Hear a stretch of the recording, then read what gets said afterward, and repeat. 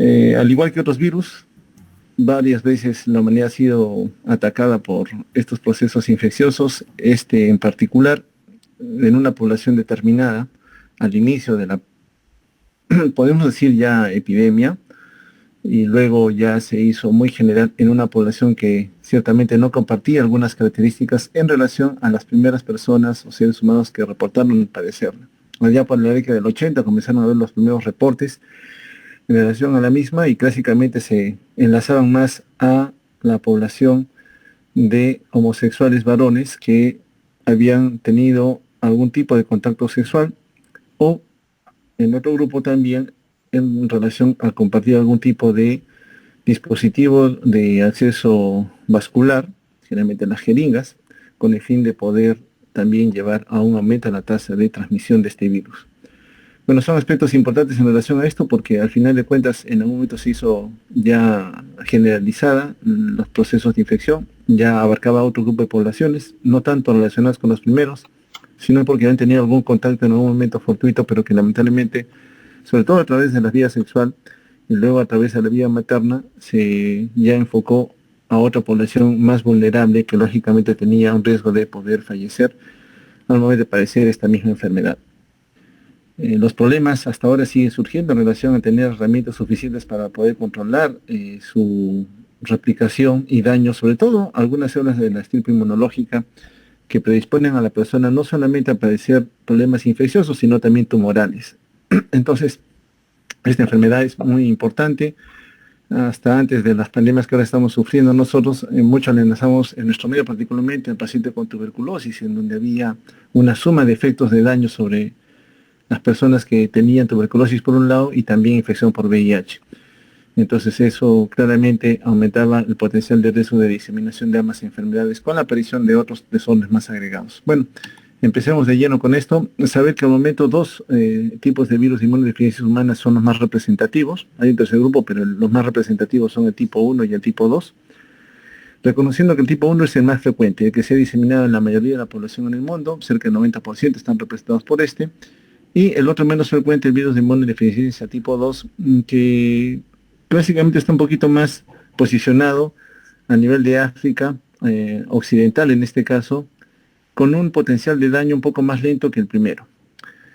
Particularidades del virus, bueno, es una partícula esférica que tiene una envoltura, una matriz y una cápside. Para todo ello necesita una serie de proteínas, tanto a nivel de la envoltura como de la matriz, que ya en su código genético, el cual es bastante pequeño, en realidad solamente tiene 9 genes, le son suficientes para poder afectar seriamente a las células de estirpe inmunológica. De los 9 genes que poseen, 3 son representativos, los GAR, los POL y los M, en relación a la capacidad que tenga el virus de poder adquirir a nivel de su superficie determinantes antigénicos que le permitan también interrelacionarse con algunos receptores de membrana con el fin de poder atacar a las células del sistema inmune. Bueno, dentro de estas proteínas de membrana, las más representativas son la glucoproteína 120 y la glucoproteína 41. Espero que el puntero funcione. Aquí, 41. Estas dos. Muy bien, está en la superficie y como tal le van a servir a la partícula viral para poder establecer un contacto con las células del sistema inmune, que clásicamente no necesariamente son los linfocitos TCD4, puede interrelacionarse también con otras células que son las que conforman parte de la inmunidad innata, células dendríticas específicamente, a través de las cuales también pueden enlazarse y lógicamente afectarlas y utilizarlas como una herramienta para poder multiplicarse en mayores cantidades y con esto afectar a otros componentes celulares más. Tiene una bicapa lipídica, significa que en un momento ha obtenido esa envoltura en base a la interacción que tenga con la membrana celular, la matriz misma de la partícula viral y en relación a la envoltura que va a proteger al código genético que representa 2 cadenas de ARN incompleto que le van a servir también de molde para poder sintetizar también el código genético viral que luego se va a enlazar a nuestro código genético. Bueno, junto con esto, los genes que hemos señalado van a permitir poder representar el molde a través de la transcriptasa reversa para sintetizar ADN. Otra enzima importante, la integrasa, que le va a permitir integrar su código genético al que tiene el ser humano.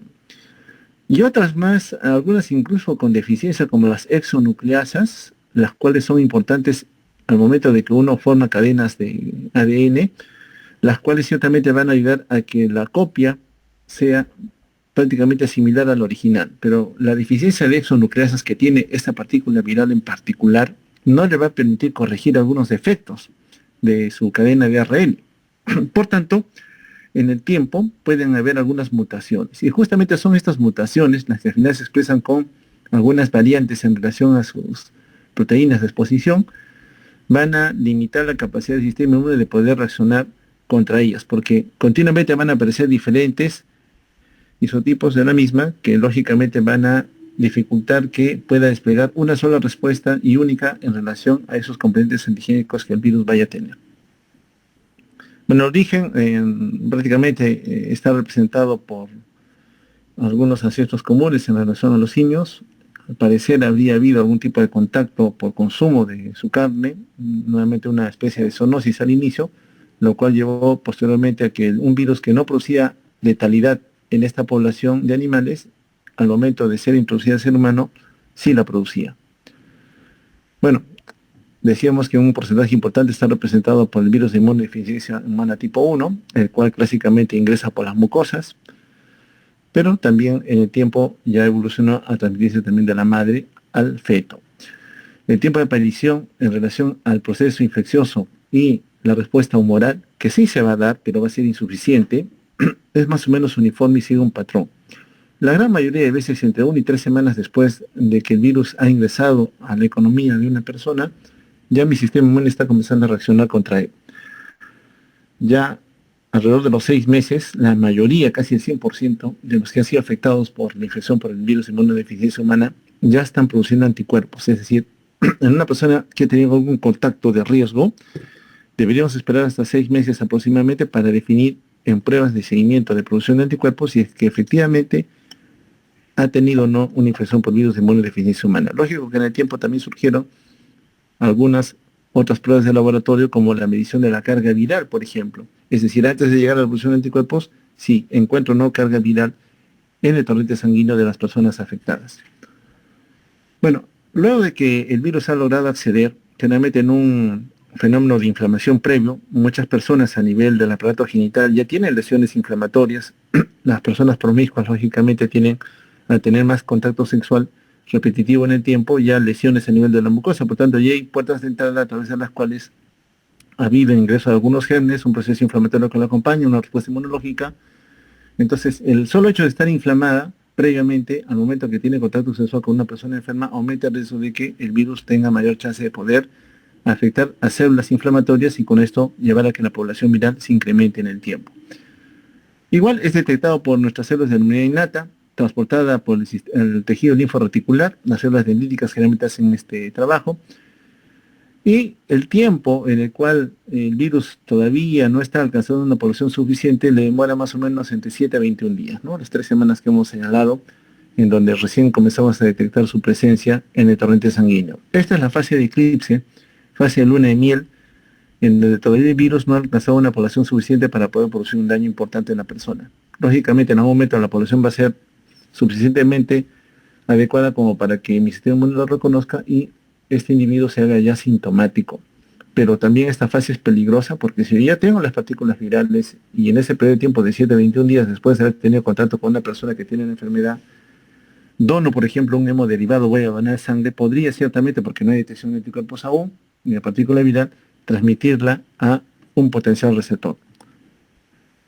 Bueno, ¿cómo es el ciclo replicativo del virus de inmunodeficiencia humana?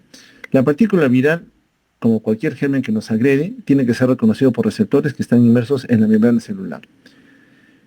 Lo vamos a ver en un momento más cómo es que logre esta interacción a través de esas glucoproteínas 120 y 41. Bueno, ni bien logra ingresar, logra penetrar la cápside y se libera el genoma viral. Inmediatamente esa cadena de ARN, gracias a la transcriptasa inversa, lleva a la síntesis de ADN, que es una copia de esta cadena, la cual luego se va a desintegrar. Pero ni bien se ha formado la cadena de ADN viral, se transporta al núcleo y a través de una integrasa que hemos visto también es una enzima que produce este virus, se integra o se adhiere a nuestro genoma. A partir de aquí es que ya comienza a ordenarse la transcripción de ARN viral sale la orden desde el código genético que ha sido ya agregado junto con el código genético del virus, para que comience a producir más cadenas de ARN viral, las cuales con otros componentes más van a ensamblar la partícula misma, madura el vídeo y finalmente se fusiona con nuestra membrana.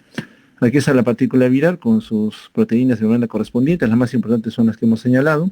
Es reconocido por receptor de membrana de una célula inflamatoria, una célula dendrítica, por ejemplo. Ni bien ingresa, ya el genoma viral está en el citoplasma, se desintegra la cápside viral, la transcriptasa inversa logra formar ADN, el cual ingresa al núcleo a través de los poros nucleares y se integra, gracias a esa enzima, a nuestro código genético. Una vez que se ha integrado, se ordena desde aquí la síntesis de código genético viral, las cuales posteriormente con un ensamblaje, al momento de ser expulsadas o destruir la célula porque han causado una población importante, cogen otros componentes más de nuestra membrana, es decir, tienen parte de la bicapa de fosfolípidos que nosotros habitualmente tenemos y como tal lógicamente va a buscar a otros componentes celulares para seguir produciendo daño a través de la reproducción que finalmente aniquile a esas células.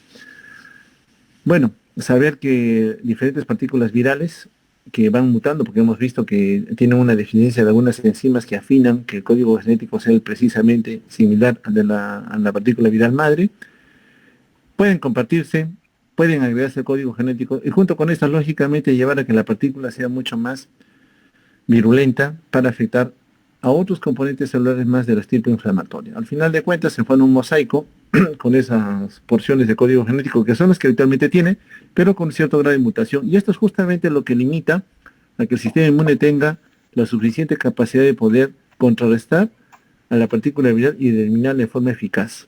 Inclusive hoy en día con el arsenal de fármacos que nosotros tenemos, no podemos conseguir aún controlar esta replicación en donde el código genético del virus va variando continuamente.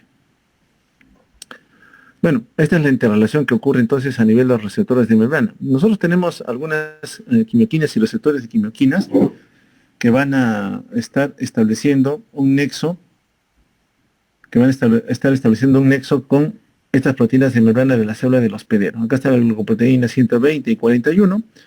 Interaccionan, vean ustedes, con un receptor de quimioquina 4 y otro de la quimioquina 5, con el fin de que se pueda establecer un lazo íntimo entre ellas, y posteriormente se van a fusionar ambas membranas con el fin de permitir que el contenido del código genético pueda ingresar al citoplasma de la célula que está siendo afectada en este momento.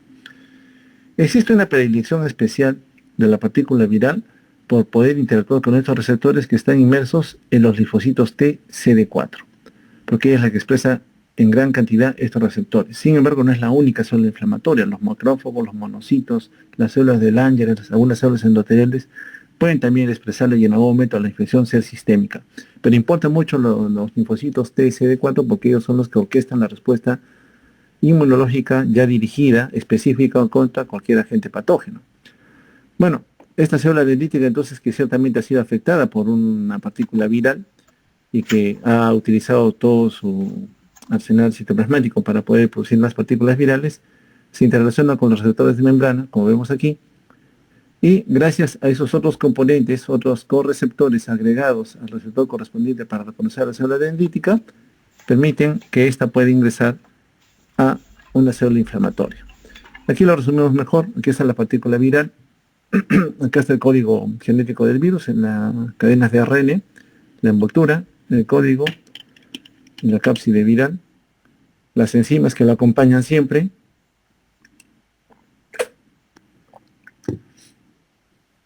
bueno, por alguna condición, el virus ya ingresó al torrente sanguíneo y busca las células inflamatorias que expresan los receptores para estas glucoproteínas de membrana que el virus ya tiene, que están representados en verde.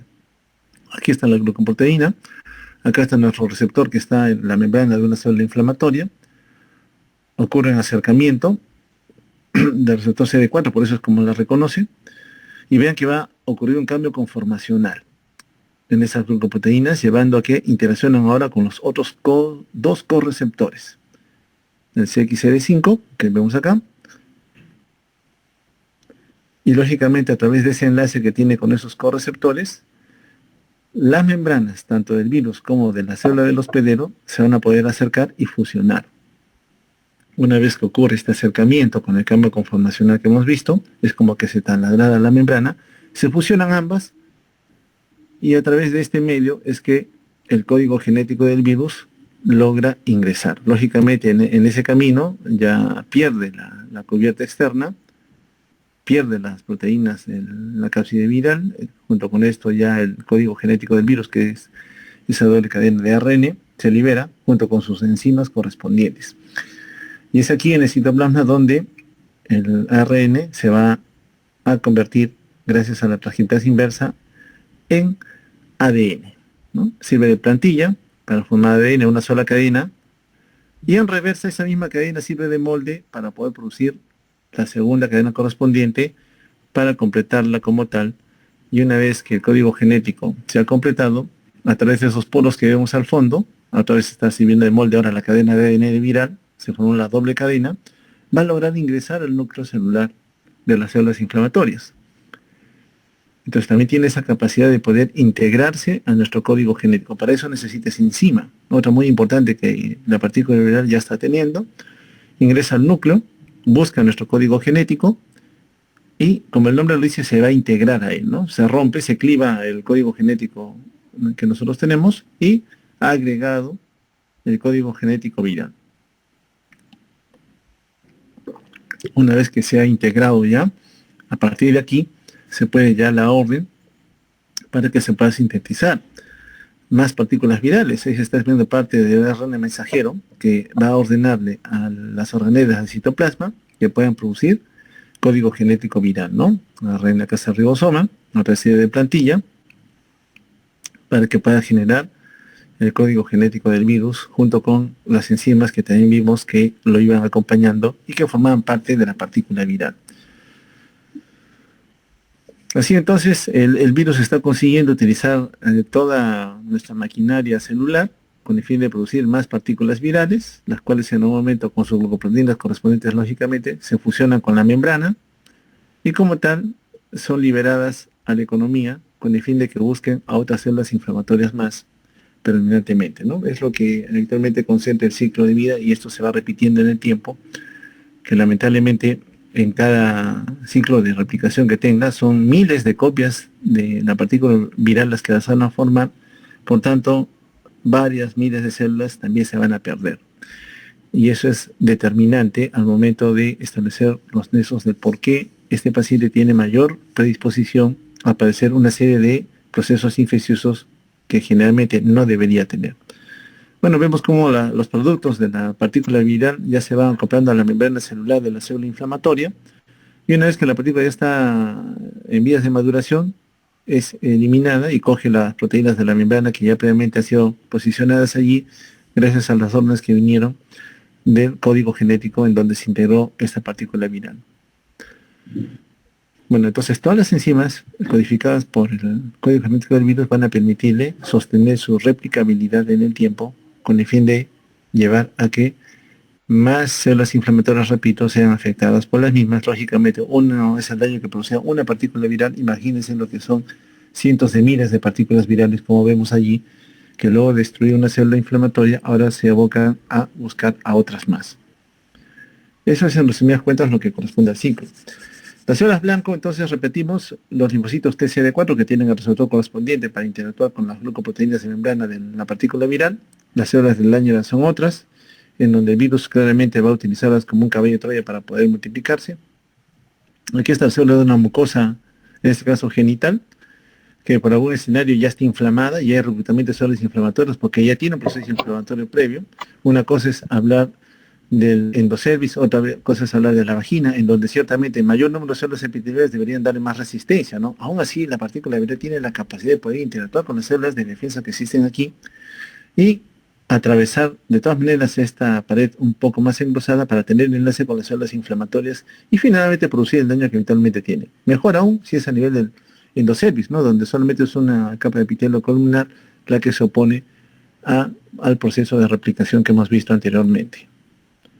El asunto está que ciertamente afectando a diferentes células inflamatorias, no solamente a los linfocitos TCD4, también los macrófagos, la célula dendrítica, esta partícula viral en una u otra manera multiplica el número de virus con el fin de poder afectar a más células. Bien, entonces desde que yo tengo algún tipo de contacto cercano con una persona enferma, en pocas horas, vean ustedes, ya la partícula viral está comenzando a atravesar las barreras de inmunidad innata, se propaga rápidamente a través de los linfocitos TCD4 en pocos días, alcanza los ganglios linfáticos, y entre una semana y 3 ya prácticamente la diseminación se ha hecho sistémica, ¿no? Se ha hecho sistémica. Lógicamente, para ese momento ya tenemos la capacidad de poder desarrollar una respuesta inmunológica, pero insuficiente. Entonces, esta partícula viral interrelaciona con el epitelio de las mucosas, en donde si hay previamente proceso inflamatorio, lógico, tiene todo el terreno, porque está encontrando ella sola y encuentra que el campo de batalla está inundado de células inflamatorias y algunas de ellas expresan receptores para poder interactuar con ellas, favoreciendo que esas partículas virales, en todos los componentes que vemos acá, puedan ser utilizados para su multiplicación posterior. Entonces, el paciente que tiene proceso inflamatorio genital, sobre todo previo, tiene mayor riesgo de poder diseminar más rápido la enfermedad. Bueno, en relación entonces a lo que es el ingreso de la partícula viral con su carga correspondiente, esta se sostiene en el tiempo, alcanza un pico rápido y como que tuviera un descenso posterior, pero en continua multiplicación, ¿ya? Como que existiera un equilibrio entre la capacidad de producir daño, destrucción de células y la tasa de replicación viral, ¿no? Eso se representa a través de la carga viral. Y lógicamente en el tiempo van apareciendo diferentes componentes antigénicos propios del virus junto con los anticuerpos correspondientes en relación al reconocimiento de este agente patógeno. Los primeros días, la fase de eclipse, no me doy cuenta, no sé todavía porque la carga viral no ha alcanzado un número suficiente para activar una respuesta inmunológica. Bien, entonces el inóculo, hablando de las relaciones sexuales como los principales mecanismos que fueron descritos para el ingreso del virus, generalmente para por semen, secreciones cérvico-vaginales o a través de la sangre, ¿no? En el caso de donación de sangre contaminada o el uso de jeringas de personas que ya tienen el virus en su sangre. Lógicamente esas personas que ya están más días enfermas tienen mayor cantidad de carga viral. Lo que se necesita es un pequeño número que alcance el torrente sanguíneo y una vez que se ha llegado van a buscar las células que expresen esos receptores CD4 junto con los receptores correspondientes. Entonces, al ingresar la partícula viral de afectar una sola célula inflamatoria, vean ustedes que el número de virus que se va a producir después de ese encuentro va a ser mucho mayor con el fin de darle la oportunidad de afectar a más células inflamatorias.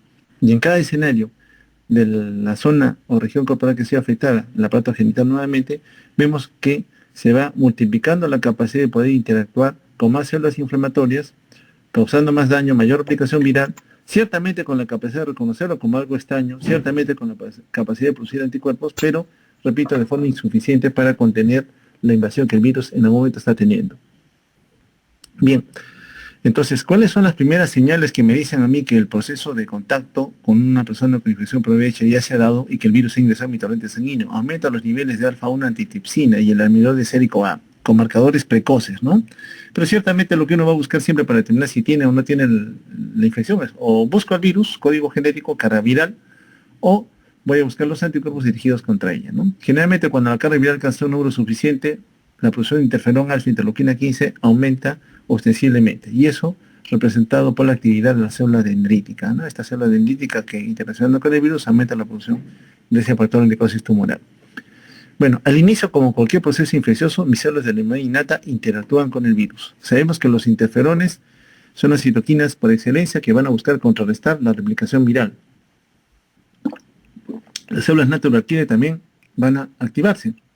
Pero vean ustedes que aún así se hayan activado por un tiempo, la producción o tasa de replicación de virus se mantiene, ¿ya?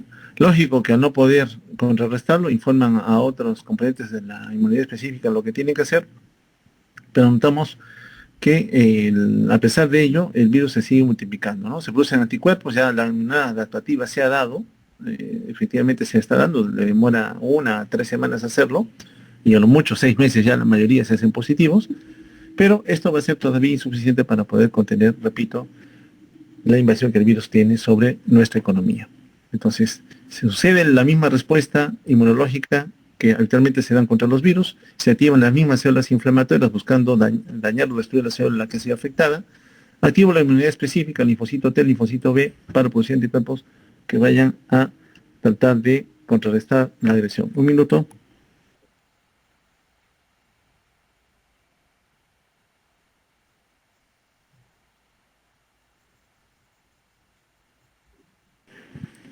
Bien, esta es la historia natural que habitualmente tenemos ya representada desde hace mucho tiempo en relación a lo que el virus produce en nosotros. Lo que podemos ver nosotros en relación a la línea roja es la carga viral del virus. Cuando el virus ingresa, rápidamente comienza en pocos días, semanas, a alcanzar un número bastante alto. Y las células blanco, que en este caso son las que presen el receptor CD4 y otras células inflamatorias más, de tener un nivel más o menos aceptable, superiores a 1000, comienzan a caer. Caen porque justamente estas las estoy utilizando como caballo de Troya para poder multiplicarse. Pasado un tiempo, algunas semanas nada más, rápidamente, como que el sistema inmune fuera capaz de poder reconstituirse y llevar a que la carga del virus disminuya, lo cual ciertamente ocurre. Pero esta disminución no llega a desaparecer, no logramos controlar la replicación del virus, al contrario, este lentamente comienza a mantenerse en el tiempo. Y lentamente también el recuento de linfocitos TCD4 sobre todo va a ir disminuyendo. Más o menos se atribuye que el tiempo de evolución de la enfermedad hasta que ya llega a afectar seriamente mi capacidad de defensa es de alrededor de 8 a 10 años. ¿No? Generalmente en el lapso de 8 a 10 años ya la persona comienza a presentar expresión de enfermedades que habitualmente no debería tener o de procesos tumorales que serían infrecuentes para él. Pero eso se debe justamente a que el recuento de linfocitos TCD4, sobre todo los que orquestan la respuesta inflamatoria, está comenzando a caer. Se estipula que más o menos cada año comienzan a caer entre 50 y 100 linfocitos TCD4. Y en cada descenso, lógicamente, la capacidad del sistema de defensa de actuar contra otros patógenos, no contra el que nos está afectando, disminuye ostensiblemente. ¿Y qué ocurre con la carga viral? Vemos que va aumentando. Va aumentando tanto, y al cabo de esos años, ya la carga es tan alta y capacidad de defensa tan baja, que finalmente originó de que cualquier tipo de daño infeccioso, tuberculosis, en países en donde no las tienen, comienzan a aparecer casos de tuberculosis, herpes zóster, que afecta a más de un dermatoma, cuando en realidad solamente debería afectar a uno, infecciones por hongos como criptococo, por ejemplo, que es infrecuente, histoplasmosis, que es infrecuente, pero más frecuente en la población severamente inmunosuprimida, algún tipo de neoplasia, sarcoma de Kaposi, cáncer de cuello uterino, severamente invasivo, por ejemplo, son marcadores de que el proceso ya avanzó o progresó y ha dañado seriamente la capacidad del sistema inmune de poder responder a ellos. Para cuando eso ocurre, cuando aparecen esas enfermedades oportunistas, como las denominamos, ya el paciente está en la etapa SIDA, ¿no? O sea, todo en realidad es la infección por VIH, pero el último proceso en donde el recuento de linfocitos TCD4 es muy bajo, por debajo de 100, a veces por debajo de 50, ya severamente depletado, y la carga viral sumamente elevada, ya estamos en la etapa final de la enfermedad, en donde esas enfermedades oportunistas ciertamente van a terminar de matar a la persona. Entonces, pareciera que solamente tenemos un blanco inmunológico que es el linfocito TCD4. Sin embargo, no es la única célula que va a verse afectada. Las células de los epitelios, tanto de las mucosas como el tejido de defensa de inmunidad innata, células inflamatorias, no solamente los macrófagos, células dendríticas, polimorfo nuclear, células de órganos mesenquimatosos a nivel del tubo digestivo, órganos óseos también se van a afectar. Y es en el ganglio, a nivel ganglionar sobre todo, donde las partículas virales se siguen multiplicando. Es común que estas personas afectadas de la infección por VIH, a lo largo de los meses, años que transcurren durante la enfermedad, tengan un aumento en el tamaño ganglionar producto del proceso inflamatorio y de la tasa de replicación que todavía se sostiene en el tiempo en relación al virus, que utiliza, repito, a los linfocitos T para seguir multiplicándose, lógicamente a costa de causar un menoscabo en esta población. Bueno, esa es al final de cuentas la evolución que tiene en relación al tiempo que transcurre desde que el virus ingresó hasta que afecta finalmente a todos estos órganos y finalmente el recuento de mis células de inmunidad específica es tan bajo que yo no tengo la capacidad de poder defender.